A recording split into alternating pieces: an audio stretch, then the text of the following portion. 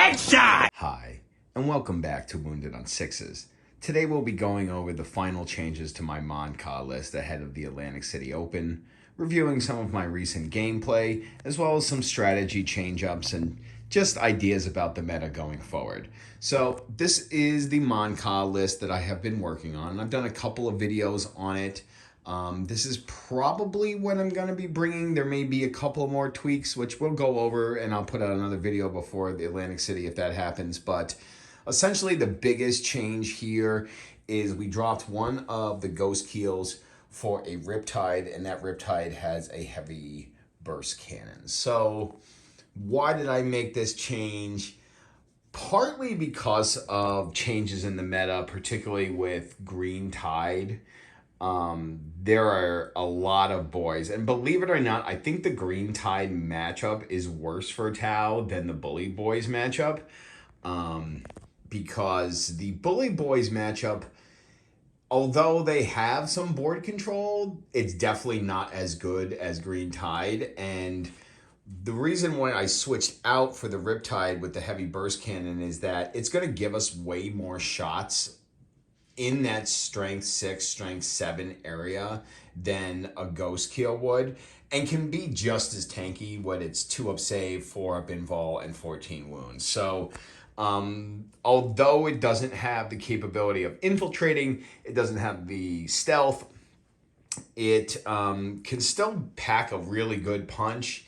And, 12 shots with that heavy burst cannon, being able to get rerolls on things with pinpoint counteroffensive, being able to add an extra AP with the focus fire strat can really, and then the 2 damage, which is really good against Green Tide, because on the feel no pain rolls, they're going to have to roll 2 dice, and they only have 1 wound. So the chances of that feel no pain being as effective are way less with 2 damage weapons. So that's really why I'm running the heavy burst cannon, is really because I have a feeling there's going to be a lot of orcs at ACO. There's going to be a lot of Green Tide, a lot of people trying to, bully the primary in the middle of the field with board control, and I need a way to wipe them out. And I think that the Riptide with that heavy burst cannon is one of the best ways to do it.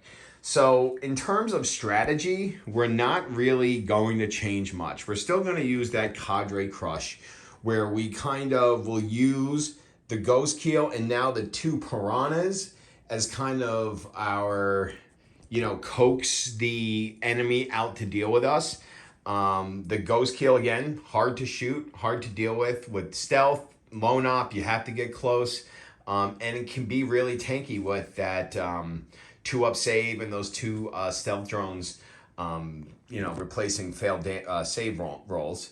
But also the piranhas have the 2 seeker missiles each, which is really good. They also have a 9-inch scout move, and they can move 14. So we can get aggressive with these guys. And another thing that I really like to do with the piranhas here is I like to feed my opponent a piranha and then use that to get the pinpoint counteroffensive on that unit, particularly their big units of boys or beast snaggers. That way, all of our units on the next turn, or for the rest of the game there, for that matter, are going to get rerolls against that unit. And that really is the key to taking down the Green Tide, is making sure we can get as many wounds into them as possible so they can fail as many as possible, because they have a 5 up invul and then the 5 up feel no pain.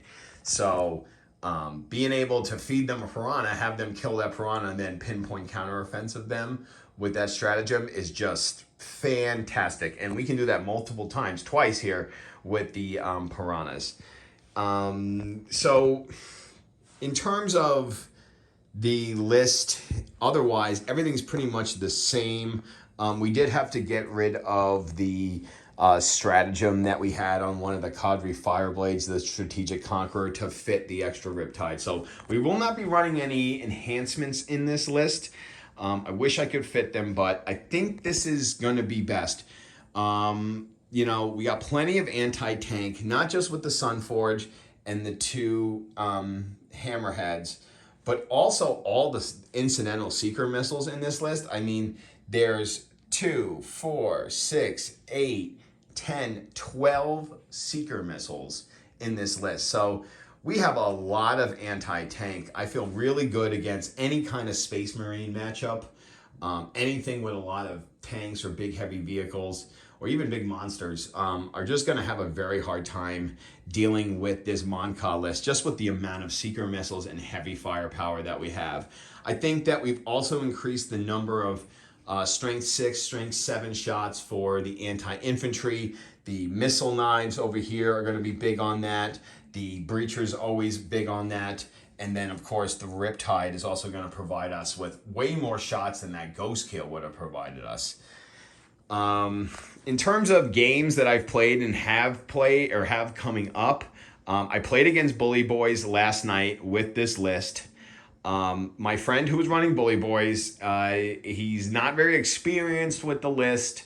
So, you know, I want to take the victory that I got with a grain of salt there. But I feel like it's a much more winnable matchup if you play it correctly. And essentially what I did was I got turn 1. I got aggressive early.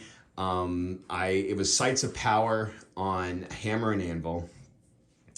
I got my piranhas up in the middle of the board.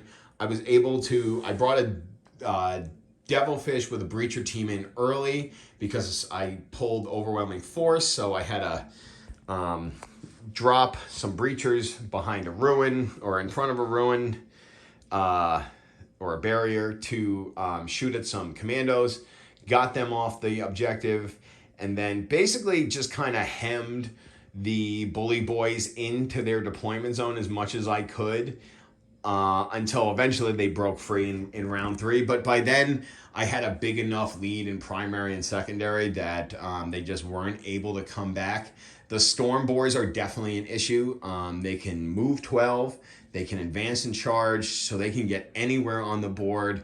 My opponent was able to get like almost halfway across the board and capture enemy outposts just by landing 5 Storm Boys on my back objective and charging my stealth suits that were there. So I would say if you see the Storm Boys, definitely prioritize them, especially during the Wa turn. Like, you kind of want to leave the Bully Boys alone, and you definitely want to focus on some of those other units like the Storm Boys, because that's how Bully Boys scores secondaries. So if you can take that from them, you have a good chance of beating them on the primary.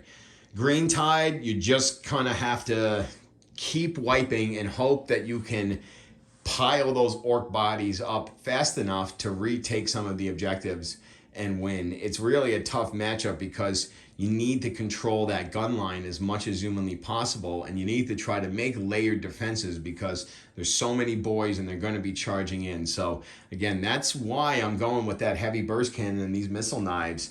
They're there to help with the breachers to get more shots onto the board, because there's a lot more bodies in the meta, guys. So you got to be aware of those hordy armies that are coming around. I've had a matchup against CSM that went pretty well with my Tau.